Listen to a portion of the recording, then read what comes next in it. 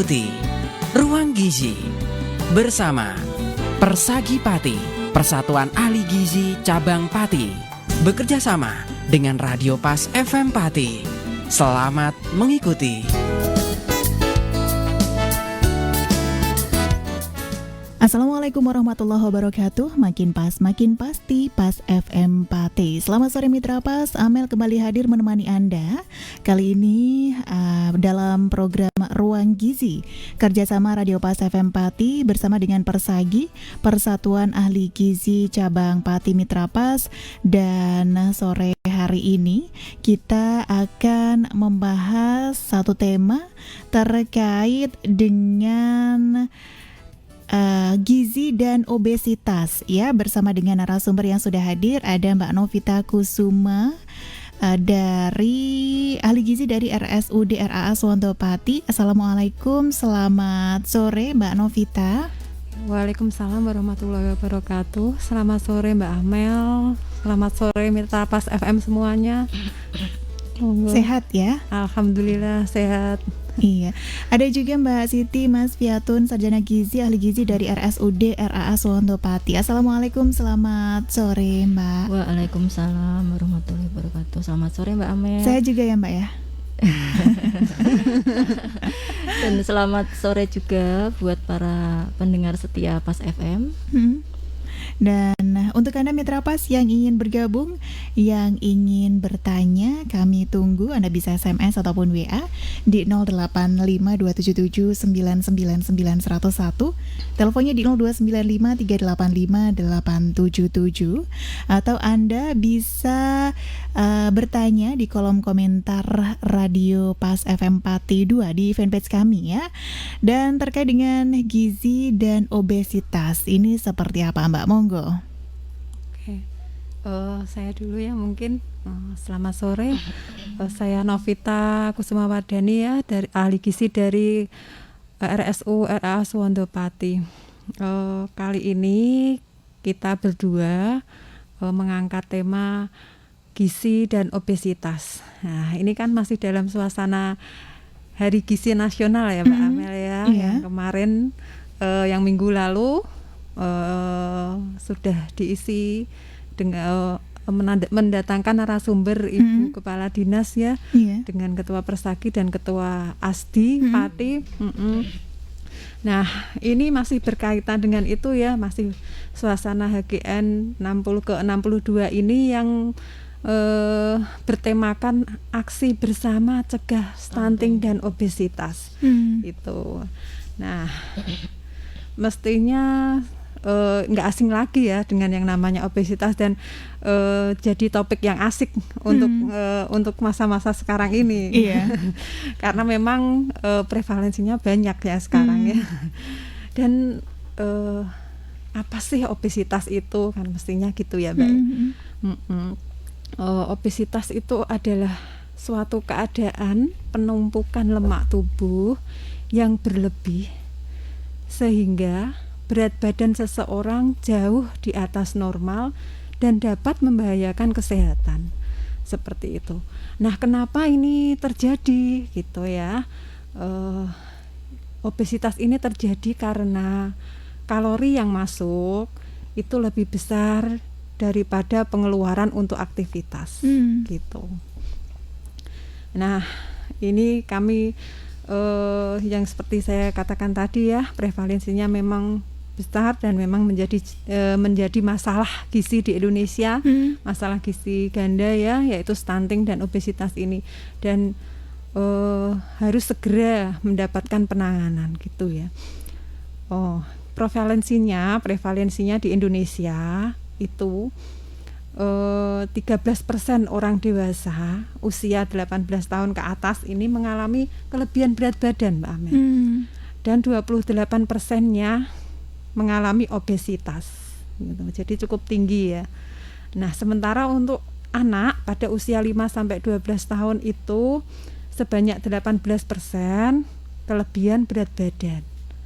10,8%-nya obesitas. Itu anak ya. Nah, sudah apa dikatakan obesitas. Itu, dan di seluruh wilayah itu obesitas lebih tinggi terjadi pada perempuan daripada laki-laki. Perempuan itu 30% dibandingkan laki-laki yang 10% gitu. Kenapa itu bisa terjadi gitu? Kenapa bisa terjadi banyak pada perempuan? Karena tubuh perempuan mampu menyimpan lebih banyak lemak. Sedangkan kalau pria itu lebih ke massa ototnya, seperti itu. Nah, untuk klasifikasinya pernah dengar ini ya, tipe obesitas, tipe apel, tipe pear gitu. Pernah dengar Mbak Amel? Baru kali ini. Baru kali ini. Oh iya. Padahal itu sudah lama ya. Nah, untuk klasifikasinya mari kita dengarkan biar Bu Wiwi yang menjelaskan, monggo. Ya, terima kasih Mbak Novita. Di sini saya akan menjelaskan tentang klasifikasi obesitas ya Mbak ya. Di sini klasifikasinya itu ada yang berdasarkan bentuk tubuh, ada yang berdasarkan indeks massa tubuh. Nah, yang untuk berdasarkan bentuk tubuh itu ada 2, yaitu obesitas sentral abdominal atau tipe apel. Kenapa dikatakan tipe apel? Karena kondisi ini terjadi kelebihan lemak di bawah kulit dinding perut dan di rongga perut sehingga terlihat gemuknya itu ada di perut sehingga menyerupai buah apel gitu. Dan ini biasanya banyak terdapat pada banyak yang mengalami obesitas seperti ini tuh pada laki-laki Mbak Amel. Ya, perutnya saja yang gemuk ya. Terus kalau yang untuk wanita itu biasanya obesitas perifer atau tipe pear. Tipe pear itu kelebihan lemaknya ada di bawah kulit bagian pinggul dan paha sehingga tubuh kan menyerupai bentuk pear gitu. Ini paling banyak terjadi pada wanita ya Mbak Amel. Kemudian yang untuk klasifikasi berdasarkan indeks massa tubuh, indeks massa tubuh sendiri adalah perbandingan antara berat badan dalam kilogram dibagi dengan tinggi badan dalam meter ya Mbak ya. Itu akan didapatkan, misalnya ada hasilnya indeks massa tubuhnya itu 25 sampai 29, berdasarkan WHO itu sudah dikategorikan obesitas 1 gitu. Kemudian yang untuk lebih dari atau sama dengan 30 kg per meter kuadrat itu dikategorikan obesitas 2 gitu. Itu yang dari WHO ya Mbak. Terus ada klasifikasi yang nasional. Kalau nasional beda ya? Beda. Nasional ada 2 juga untuk obesitas itu, yaitu 25,1 sampai 27 nilai IMT-nya itu dikatakan gemuk ringan. Istilahnya beda, cuma nanti artinya sama. Artinya sama. Kemudian yang lebih dari 27 dikatakan gemuk berat. Gitu. Itu yang klasifikasi berdasarkan indeks massa tubuh untuk nasional. Untuk nasional ya Mbak ya. Di Indonesia. Kemudian ada satu lagi Mbak Amel yang berdasarkan lingkar perut. Ya, berdasarkan lingkar perut itu ada 2 juga untuk laki-laki dan perempuan. Kalau untuk laki-laki, jika lingkar perutnya lebih dari atau sama dengan 90 cm itu sudah dikatakan obesitas. Sedangkan untuk wanita, jika lingkar perutnya lebih dari atau sama dengan 80 cm itu juga sudah dikatakan obesitas. Gitu. Lingkar perut ini ya? Iya, lingkar perut. Jadi nanti pemirsa pendengar di rumah bisa langsung diukur ya sendiri ya. Bisa mengukur IMT-nya sendiri dengan cara itu tadi ya, berat badan dalam kilogram dibagi dengan tinggi badan dalam meter dikuadratkan. Itu nanti akan ketemu hasil indeks massa tubuh itu tadi ya. Kalau lingkar perut ya tinggal menggunakan meteran atau metlin bisa Mbak gitu. Kayak di penjahit. Ya itu Mbak ya, Mbak ya, klasifikasi yang ada di berdasarkan WHO dan nasional ya. Iya, beda-beda Gitu, berarti iya. ya. Oke, menarik sekali Mitra Pas ya untuk mengawali jumpa kita di sore hari ini. Untuk Anda yang ingin bertanya terkait dengan tema kita yaitu gizi dan obesitas, bisa langsung gabung via SMS ataupun WA di 085277999101. Teleponnya di 0295385877. Atau Anda bisa bertanya di kolom komentar live fanpage kami Radio Pas FM Pati 2. Kita jeda dulu, tetap ngepas di 101 FM Radio Pas Pati, saluran informasi warga Pati. Kami akan kembali. Anda masih bersama 101 FM Radio Pas Pati. Radio Pas Pati. Anda masih mengikuti Ruang Gizi bersama Persagi Pati, Persatuan Ahli Gizi Cabang Pati.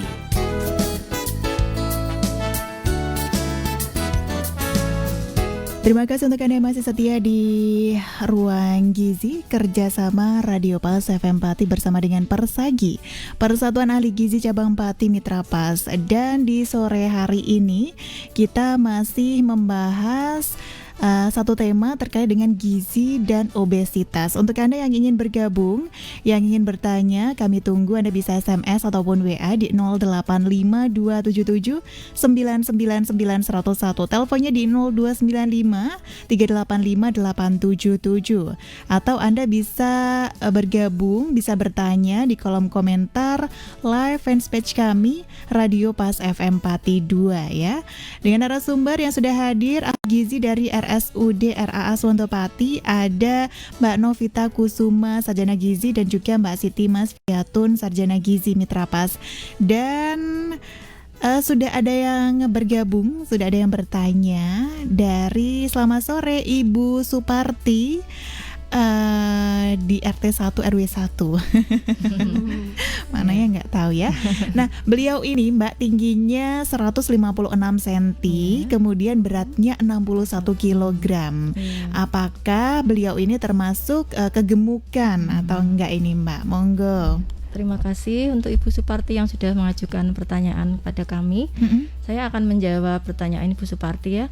Dengan berat badan 61 kg dan tinggi 156 cm.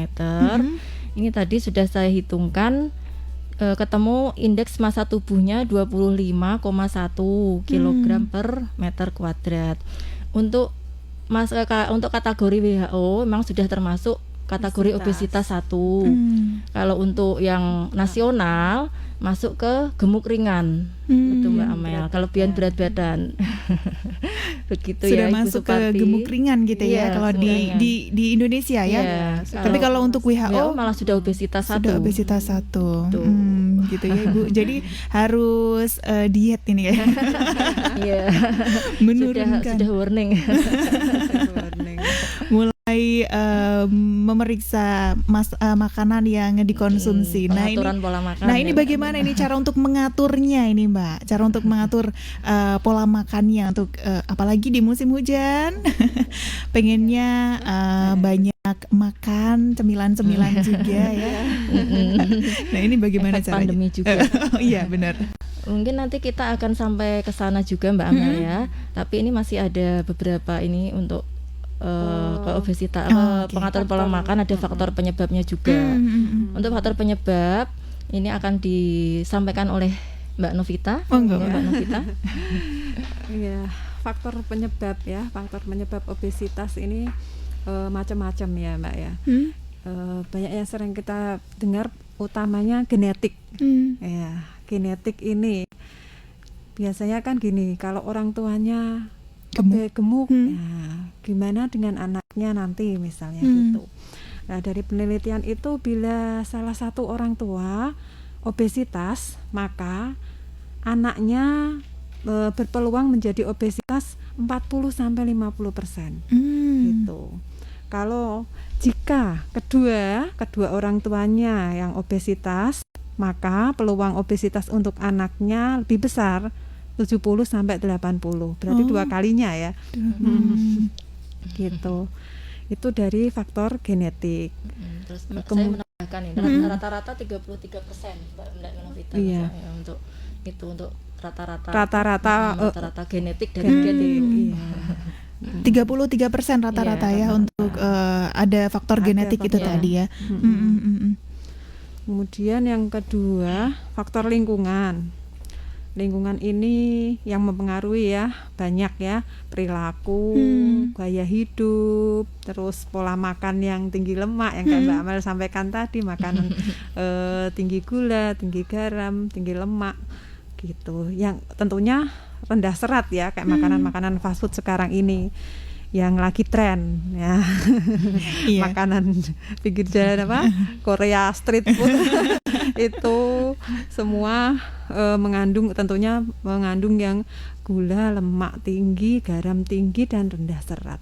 Itu. Jadi pola makan itu, kemudian aktivitas fisik yang kurang. Nah, apalagi ini pandemi ya, banyak musim di rumah, hujan juga. Iya, musim hujan, mager gitu.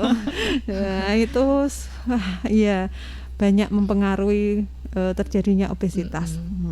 Makan juga sekarang bisa pesan lewat ini ya, delivery. Semuanya sudah dipermudah gitu ya. Dan semuanya itu mestinya cepat saji kan. Iya.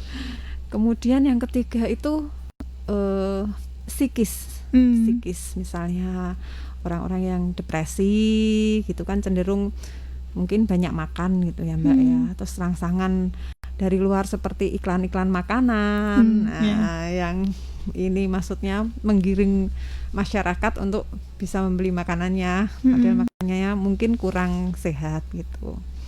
Itu dari psikis. Kemudian obat-obatan seperti obat dalam terapi sakit asma, terus terapi alergi gitu. Obat yang mengandung steroid itu dalam jangka waktu lama bisa meningkatkan nafsu makan. Gitu. Dan yang terakhir tuh faktor penyebab hormonal. Jadi dalam dalam tubuh manusia sendiri itu ya, hormon yang mempengaruhi di sini ada yang namanya hormon leptin dan grelin. Itu hormon yang mempengaruhi nafsu makan gitu. Ada juga hormon insulin, tiroid sama hormon estrogen gitu. Itu faktor penyebabnya ya. Nah, dampaknya kalau ini terjadi, obes ini terjadi, maka akan terjadi sindrom metabolik. Ya, akhirnya lemak darahnya jadi tinggi, kolesterol, trigliserid, lemak LDL. Itu yang sekarang trennya lemak jahat gitu ya. Padahal sebenarnya enggak sih. Itu lemak jahat. Terus gula darah mesti naik, jadi terus tekanan darah tinggi gitu. Dan dampak penyakit lain, yaitu yang perburukan tadi, karena asma, perburukan sakit asma karena berat badannya gemuk, malah bikin tambah ngos-ngosan gitu, iya, gampang sesek gitu. Kemudian pada penyakit osteoartritis, sendi-sendi, itu sendi lutut ya, yang sakit sekarang kan juga sering ya, pinggul, terus pembentukan batu empedu juga kalau kita makan yang tinggi lemak. Ya, dampak dari obesitas ini gitu. Sama boyoen ya, LBP itu loh, low back pain itu loh. Iya. Kalau gitu. Obesitas kan emang cenderung orang kan bebannya banyak, iya, berat ya Mbak. Jadi susah bergerak.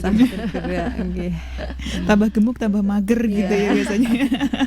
Nah, ini yang ditunggu prinsip pengelolaannya tadi ya. Kalau gimana kalau sudah obes gitu kan, monggo bisa dijelaskan sama Bu Wiwi untuk prinsip pengelolaan obesitas. Iya, monggo. Ya, terima kasih Mbak Novita. Ya, ini ya yang tadi ditanyakan oleh Mbak Amel ya, untuk prinsip pengelolaan obesitas itu pada prinsipnya adalah mengatur keseimbangan energi yang masuk dengan energi yang dikeluarkan. Jadi energi yang masuk itu lebih rendah, sebaiknya lebih rendah daripada yang dibutuhkan atau dikeluarkan gitu ya Mbak ya. Kemudian yang kedua juga pola makan. Nah, pola makan itu bisa mencakup jumlahnya harus sesuai dengan kebutuhan, atau kalau bisa diturunkan dari kebutuhan yang aktualnya gitu. Misalnya dia berat badannya sekian, kebutuhannya harusnya misalnya 2.000, nah itu bisa dikurangi, diturunkan, tapi secara bertahap gitu. Kemudian jenisnya, jadi jenis bahan makanan, jadi harus dipilih jenis bahan makanan yang sesuai gitu. Kemudian jadwal makan, juga pengolahan bahan makanan. Jadwal makan ini kadang-kadang kan orang yang gemuk kan lebih cenderung ini ya Mbak, cepat lapar, jadi sering ngemil, banyak makan. Nah itu yang harus dikelola ya, jadwal makannya diatur gitu, punya jadwal makan yang teratur. Kemudian untuk pengolahan bahan makanan juga penting ini Mbak, jadi tidak harus selalu digoreng gitu ya. Jadi lebih banyak yang lebih sedikit menggunakan minyak, karena lemak kan tadi itu ya lebih cepat menyebabkan ini ya Mbak, kalori yang lebih tinggi kan, dia lebih banyak kalori gitu. Kemudian kan ada itu ya Mbak, model piring yang bentuk T ya, bentuk T maksudnya itu untuk yang setengahnya itu untuk buah dan sayur, kemudian yang setengahnya lagi itu seperempatnya untuk lauk hewani dan nabati, dan seperempatnya untuk karbohidrat gitu. Jadi lebih banyak ke seratnya dari buah dan sayur itu gitu. Kemudian yang ketiga, pola aktivitas fisik. Jadi untuk orang-orang yang obesitas itu aktivitas fisiknya bisa ditambah gitu, dilakukan secara kontinu dari intensitas rendah sampai sedang gitu ya. Jadi dilakukan secara teratur setiap hari. Untuk aktivitas fisiknya bisa berupa jogging atau senam atau bersepeda atau banyak aktivitas fisik yang lain ya. Kemudian pola istirahat itu juga mempengaruhi itu tadi ya, obesitas ya Mbak ya. Misalnya kurang tidur itu dapat menyebabkan terganggunya hormon leptin yang sudah disebutkan Mbak Novita tadi kan, salah satu mempengaruhi hormonal ya. Jadi hormon leptin dan grelin itu mengaruhi nafsu makan gitu, bisa meningkatkan nafsu makan yang berlebih.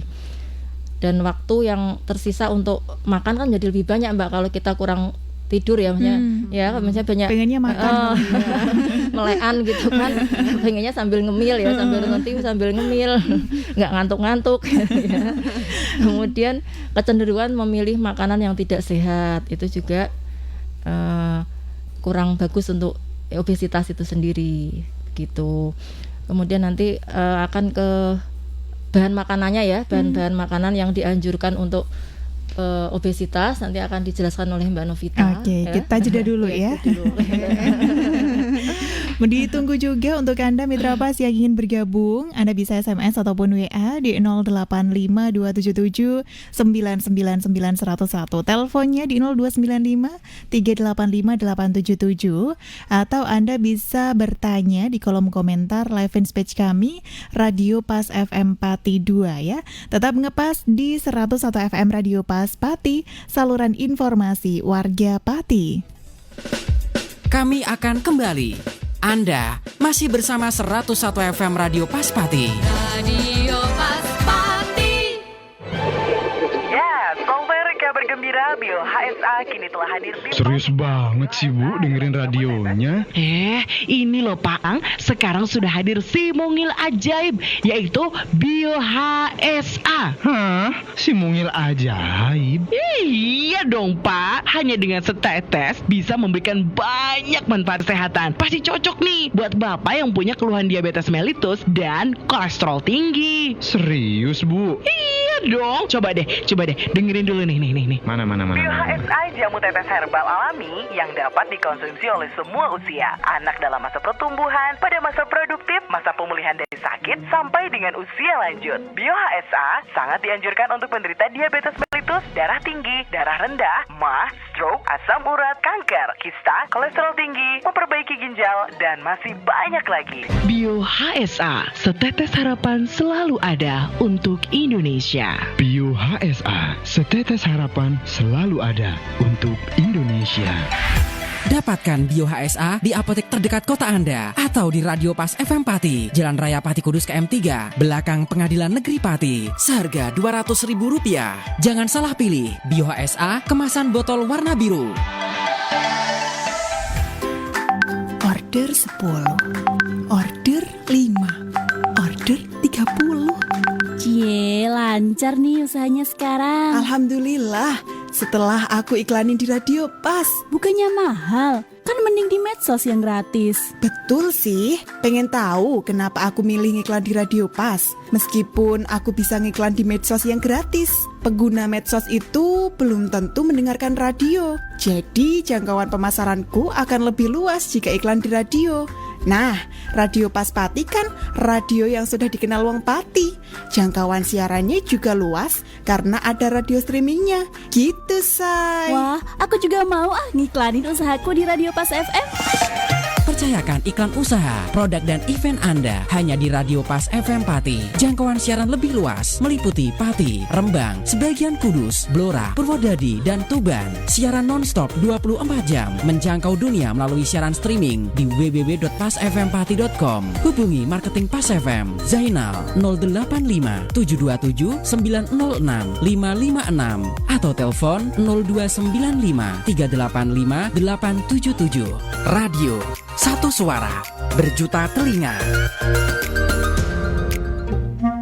Pak, orang meninggal kok macem-macem ya Pak. Kemarin sebelah kita meninggal karena stroke. Sebelumnya tetangga desa meninggal karena jantung. Temennya bapak karena kanker. Terus hari ini ada orang yang meninggal karena diabetes dan paru-paru. Kuburan ya cepet penuh ya Pak. Kalau setiap hari ada orang yang meninggal. Walah bu, kok yo mikir tekan semono. Kita pun juga bakal mati kok bu. Cuma mati nih sesuai apa wis cerak. Ayo, sapa sing dhisik iki? Bapak ki lho.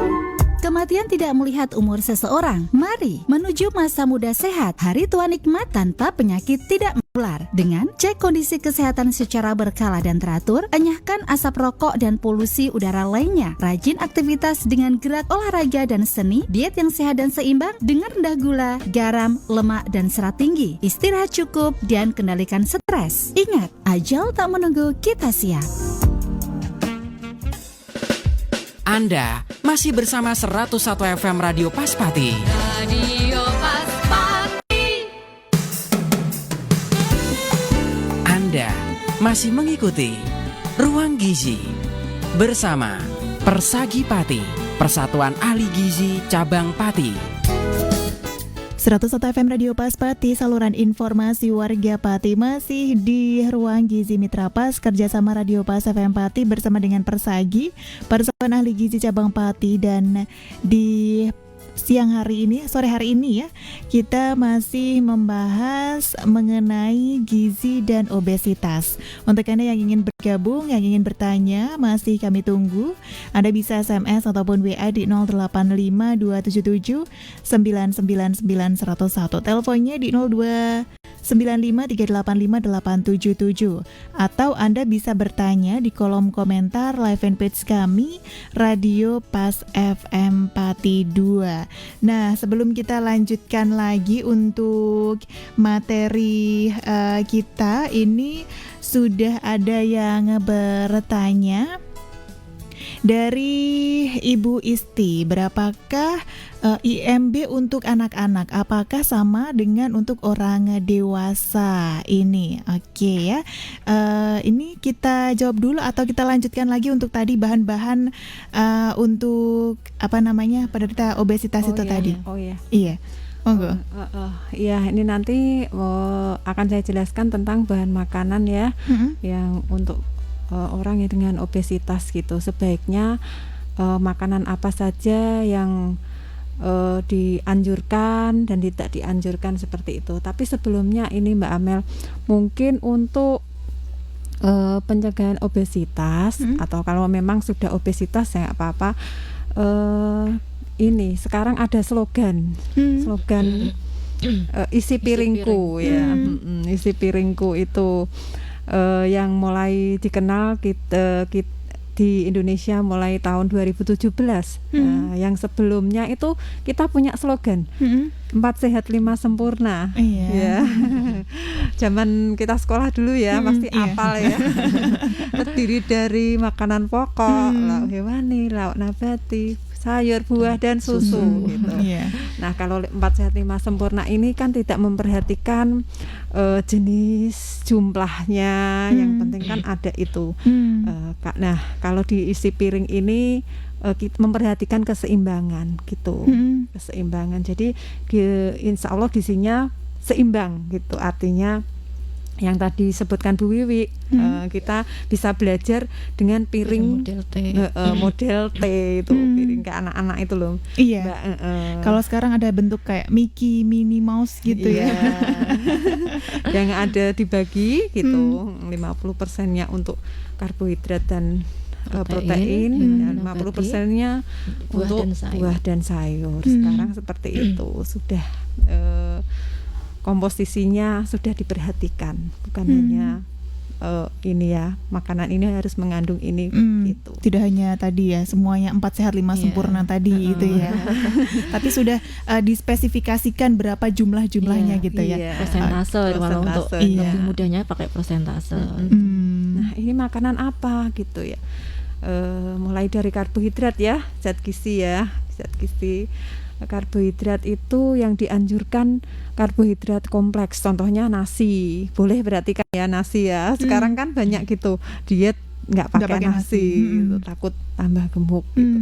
Enggak, nanti kalau diperhatikan jumlahnya mesti kan berbeda gitu dari maksudnya dari yang kelebihan seperti itu. Jadi nasi boleh, kemudian jagung, ubi, kentang, sereal ya gitu. Terus yang tidak dianjurkan dari kelompok karbohidrat ini karbohidrat yang sederhana. Contoh gula, gula pasir, gula merah, gula-gula dalam sirup, gula gitu. Terus kue-kue yang manis. Nah, gula-gula tersembunyi seperti jus, mesti kan gulanya tinggi gitu ya. Kemudian untuk protein hewani dipilih daging yang tidak berlemak gitu, pilih daging yang mulus gitu. Gitu yang tidak berlemak ya, lemak-lemaknya dibuangin gitu. Jeruan tidak. Terus kemudian ikan, telur, ayam yang tanpa kulit. Terus keju, susu dipilih yang rendah lemak. Ya, gitu. Untuk yang tidak dianjurkan dari protein hewani ini yaitu tadi daging yang berlemak banyak, unggas dengan kulitnya, sosis, kornet yang seperti sekarang ini ya banyak ya mudahnya gitu kan. Sarden gitu. Terus susu full cream, kental manis ya. Kental manis sebenarnya masuk di tadi ya kayak sederhana ya Mbak Wiwi. Iya, gitu. Gula sederhana. Kemudian sederhana. Iya, untuk protein nabatinya banyak kacang hijau, kacang merah, tahu, tempe, oncom gitu olahannya. Tapi cara memasaknya juga diperhatikan, cara mengolahnya. Lebih baik yang direbus, dikukus, dipanggang. Jadi sedikit seminimal mungkin untuk menggoreng. Kemudian semua kacang-kacangan ya yang diolah dengan cara ini yang tidak boleh ya, tidak dianjurkan. Jadi semua kacang-kacangan yang diolah dengan cara digoreng atau ditambahkan santan kental gitu. Yang tidak dianjurkan. Kemudian untuk lemaknya yang boleh itu yang diperbolehkan lemak-lemak tak jenuh. Ya, lemak seperti minyak kedelai, terus minyak jagung, olive oil gitu. Dan tidak digunakan untuk menggoreng. Tidak dipergunakan untuk menggoreng yang banyak kayak gitu. Jadi untuk ini misalnya untuk salad ditambahkan lemaknya dari situ. Ya, boleh. Itu. Kemudian yang dihindari seperti margarin, mentega, santan kental, minyak kelapa yang ya tadi untuk menggoreng yang banyak. Itu yang tidak dianjurkan. Kemudian kalau vitamin dan mineral semua sayur boleh dikonsumsi. Itu nggih, karena sayur pun banyak pun kalorinya sedikit. Nah, dan dia tuh mengandung serat. Nah, serat di sini bisa mengontrol kadar gula, mengontrol lemak, kolesterol gitu. Jadi lebih banyak tidak apa-apa, lebih bagus. Gitu. Dan tapi serat pun ini kan maksudnya apa? Lebih menahan lapar lebih lama gitu. Iya. Dan untuk buah ya buah yang segar mesti tentunya, dan buah-buah yang dihindari yang buah seperti durian terlalu manis itu perlu dihindari, tapi enak ya Mbak ya. Apalagi lagi musim ini. Iya. Pokoknya intinya ini makanan yang mengandung lemak itu pasti enak. Itu. Kemudian minuman yang tidak dianjurkan seperti soft drink, minuman manis, minuman beralkohol seperti itu. Sama tadi ya yang ada gula-gula tersembunyi itu yang tidak boleh. Buah yang diawetkan, buah ya. Buah kalengan, dibikin asinan, dibikin manisan itu juga sebaiknya dihindari. Ini untuk mencegah dan pengelolaan obesitas seperti itu. Oke, kalau tadi untuk IMB dari IMT ya, indeks massa tubuh ya. Untuk anak ya. Untuk anak tentunya berbeda, Bu. Dari yang IMT itu untuk dewasa, jadi 19 tahun ke atas. Kalau kita untuk anak 0 sampai 5 tahun itu balita pakainya ini WHO antropometri ada tabelnya Mbak Amel. Nanti juga di situ dihitung berdasarkan berat badan, umurnya, tinggi badannya gitu. Itu untuk anak balita ya 0 sampai 5 tahun. Sedangkan 5 sampai 18 itu masih anak ya. 18 ke bawah itu anak. Dan dari 5 sampai 18 itu kategorinya anak. Itu memakai grafik dari CDC. Juga sama mempertimbangkan itu tadi umur, berat badannya, tinggi badannya. Gitu. Nanti ada tabelnya, ada chartnya, ada ini grafiknya seperti itu. Jadi bisa dibaca. Anak ini dengan umur segini, berat badannya ini masuk dalam klasifikasi gizi apa, kategori gizi apa, baik atau kurangkah atau cukup. Nah, gizi baik, gizi normal gitu, atau lebih tadi obes ya bisa di situ dilihat. Iya, gitu. Sudah ada yang gabung lagi. Ini dari Pak Yasir di Dorokandang Lasem. Assalamualaikum. Nah, apakah betul ini daun pepaya Jepang? Apakah gimana ya ini daun pepaya Jepang yang daunnya mirip daun ketela pohon itu kayaknya yang dikonsumsi hanya daunnya saja. Yang perlu ditanyakan apakah betul daun itu bisa mengakibatkan kanker. Loh, ini ya agak jauh materi. Oke, ada juga dari siapa ini? Bagaimana cara menurunkan nafsu makan agar tidak kepingin makan terus? Karena saya merasa makan apa saja enak. Dari Bu Yati di Pati. Oke. Sabar dulu ibu-ibu ya. Kita jeda dulu.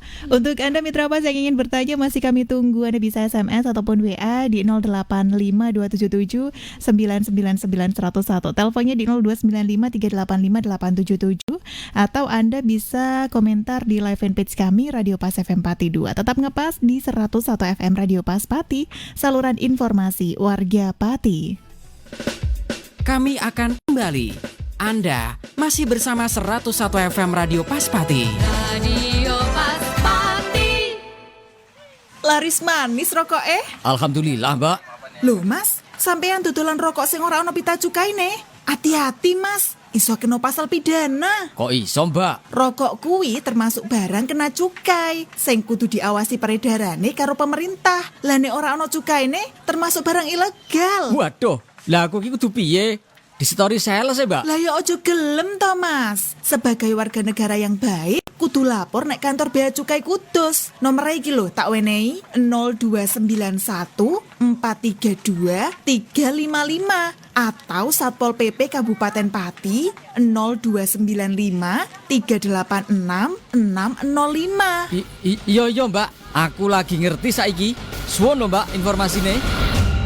Pesan layanan masyarakat ini disampaikan oleh Satuan Polisi Pamong Praja, Kabupaten Pati. Order 10, order 5, order 30. Cie, lancar nih usahanya sekarang. Alhamdulillah, setelah aku iklanin di Radio Pas. Bukannya mahal, kan mending di medsos yang gratis. Betul sih, pengen tahu kenapa aku milih ngiklan di Radio Pas. Meskipun aku bisa ngiklan di medsos yang gratis, pengguna medsos itu belum tentu mendengarkan radio. Jadi jangkauan pemasaranku akan lebih luas jika iklan di radio. Nah, Radio Pas Pati kan radio yang sudah dikenal wong Pati. Jangkauan siarannya juga luas karena ada radio streamingnya. Gitu, Say. Wah, aku juga mau ngiklanin usahaku di Radio Pas FM. Percayakan iklan usaha, produk dan event Anda hanya di Radio Pas FM Pati. Jangkauan siaran lebih luas meliputi Pati, Rembang, sebagian Kudus, Blora, Purwodadi, dan Tuban. Siaran non-stop 24 jam menjangkau dunia melalui siaran streaming di www.pasfmpati.com. Hubungi marketing Pas FM Zainal 085 727 906 556 atau telepon 0295 385 877. Radio satu suara, berjuta telinga. Anda masih bersama 101 FM Radio Pas Pati. Radio Pas Pati. Anda masih mengikuti Ruang Gizi bersama Persagi Pati, Persatuan Ahli Gizi Cabang Pati. Masih di Ruang Gizi Mitra Pas kerjasama Radio Pas FM Pati bersama dengan Persagi, Persatuan Ahli Gizi Cabang Pati. Dan sore hari ini kita masih membahas mengenai gizi dan obesitas ya. Untuk Anda yang ingin bertanya masih kami tunggu Mitra Pas. Anda bisa SMS ataupun WA di 085277999101, teleponnya di 02953858877, atau Anda bisa bertanya di kolom komentar live fanpage kami Radio Pas FM Pati 2. Sebelum jeda tadi sudah ada Pak Yasir di Dorokandang Lasem. Ini terkait dengan daun pepaya Jepang, apakah bisa mengakibatkan kanker ini Mbak? Ini benar nggak ini Mbak? Mitos atau fakta ini? Ya sebenarnya ini melenceng dari materi ya, tapi tidak apa-apa. Saya akan mencoba menjawab. Kalau selama ini belum ada penelitian yang menyebutkan seperti itu ya Mbak. Kalau menurut kami dari gizi tidak, itu hanya mitos Mbak. Jadi tetap bisa dikonsumsi. Sebenarnya kan setiap hari kan ya kita nggak harus makan itu terus toh ya, bisa beraneka ragam dengan sayuran gitu. Jadi sebaiknya memang beraneka ragam sayuran yang dikonsumsi, tidak hanya satu jenis saja gitu. Beda kalau konsumsinya setiap hari. Ya bosan juga ya Mbak, dari itu aja gitu. Tapi yang pasti aman lah dikonsumsi kalau menurut kami ya. Aman ya. Oke, tadi Pak Yasir aman ya, jadi boleh dikonsumsi. Lalu tadi sudah ada juga Ibu Yati di Pati. Bagaimana ini caranya menurunkan nafsu makan agar tidak kepingin makan terus, karena beliau merasa makan apa saja enak. Wah, ini ya. Memang kadang-kadang lihat orang makan juga jadi nafsu makan gitu ya. Iya. Ini termasuk emosi makanan ya. Kalau lihat makanan pengennya makan. Jadi ini Bu ya, Bu Yati ya tadi, Bu Yati, selamat sore. Itu ya ini berpikir positif gitu. Artinya bisa mengendalikan diri gitu. Jangan kalau lihat makanan terus pengen makan gitu. Bisa dengan ini juga mencari kesibukan ya Mbak, mencari kesibukan untuk meningkatkan aktivitas gitu. Jadi tadi yang sudah dimakan bisa dikeluarkan lagi untuk aktivitas. Mungkin ini ibu rumah tangga atau gimana ya? Biasanya gitu ya kalau di rumah ada yang lewat apa gitu ya. Sambil ngomong anaknya gitu ya Mbak. Kadang anaknya makan nggak habis. Jadi ini harus bisa mengendalikan diri. Dan ini sih kalau ini menurut saya pribadi seringnya seperti ini Mbak. Maksudnya kita mengingat-ingat tadi apa yang sudah kita makan. Oh tadi udah makan gorengan misalnya seperti itu. Udah berapa? Ya sudah stop gitu. Harus bisa seperti itu. Kita sendiri yang mengontrol dari diri sendiri. Misalnya udah minum manis satu kali tadi pagi udah minum teh manis. Ya sudah nanti sampai nanti malam jangan gitu. Jadi harus bisa mengendalikan diri itu. Apa yang kita makan. Paling tidak itu bisa mengurangi niatnya gitu ya Mbak. Kalau perlu harus bikin catatan juga nggak apa-apa. Jadi ya kan itu bisa menambah kesibukan juga. Gitu ya. Biar bisa melupakan hasrat ingin makan gitu. Ya. Mungkin bisa menjawab itu tadi ya Bu Yati. Bu Yati semangat ya dietnya. Untuk bisa mengendalikan kita sama-sama berjuang sebenarnya. Oke, karena waktu kita terbatas ini Mbak, mungkin kesimpulan sore hari ini terkait dengan gizi dan obesitas, monggo. Ya. Sudah sampai ke penghujung acara ya Mbak Amel ya. Nggak terasa. Kurang ya Mbak ya. Ya, saya akan menyimpulkan apa yang sudah kita sampaikan sore hari ini ya. Jadi pentingnya pengelolaan obesitas untuk mencegah timbulnya penyakit tidak menular itu kita lakukan dengan cara satu, menjaga pola makan dengan itu tadi ya, isi piringku, piring model T itu tadi, dan cara pengolahan makanan yang benar. Kemudian yang kedua, tingkatkan aktivitas fisik dan olahraga secara baik, benar, teratur, dan terukur. Yang ketiga, berpikir positif tadi itu ya, dan mengenali emosi makan. Yang keempat, menimbang berat badan secara teratur dan ukur lingkar pinggang juga secara teratur untuk mengetahui kondisi badan kita ya. Terus yang terakhir, perbanyak minum air putih yang cukup ya, minimal 2 liter 8 gelas sehari. Gitu Mbak Amel untuk kesimpulan kita sore ini.